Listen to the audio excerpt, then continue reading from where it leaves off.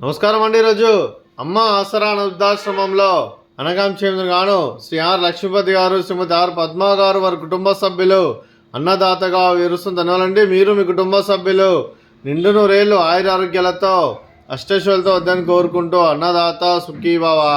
అలాగే ఈరోజు సందర్భం ఏంటంటే మానవ సేవ మాస లక్ష్యంగా 65 మంది నిరాశ్రయులకు ఆకలి తీర్చడానికి లక్ష్మీదేవి ఆశీస్సులతో తెల్లవారుదాతగా శ్రీ ఆర్ లక్ష్మీపతి గారిచే అనగాం చేయడం జరుగుతుంది.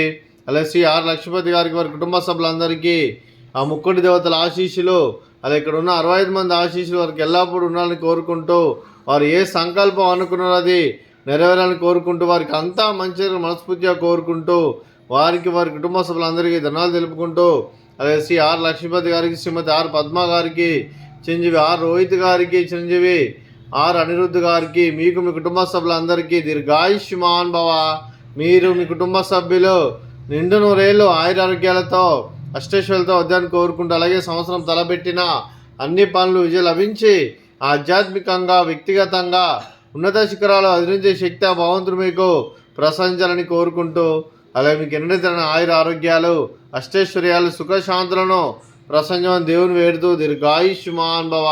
అలాగే శ్రీమతి ఆర్ పద్మ గారికి దీర్ఘ సుమంగళి భవ. మీరు నిండు ముత్తైతనం చేసి ఎంతోమందికి ఆదర్శంగా నిలవాలని కోరుకుంటూ, ఆ దుర్గాదేవి ఆశీస్సులు లక్ష్మీదేవి దేవుడు మీకు ఎల్లప్పుడూ కోరుకుంటూ దీర్ఘ సుమంగళి భవ.